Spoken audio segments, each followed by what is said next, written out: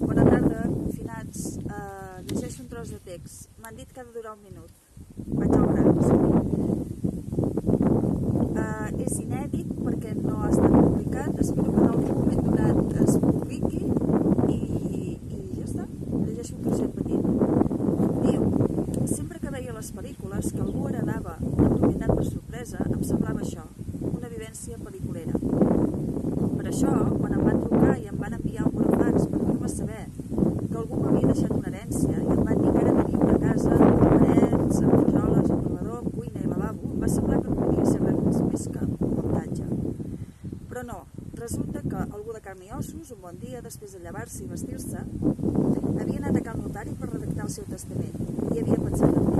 I ho havia fet a consciència, perquè a més de deixar-me la casa, havia ordenat que se'n fes un ingrés en concepte de totes les despeses de l'herència, impostos de successions, plusvàlua municipal i registre de la propietat. 3 detalls que em va ajudar, malgrat viure en un estat semiletàrgic des que havia rebut la notícia, a tocar de peus a terra una altra vegada i a retornar, després de signar uns quants documents, al món real.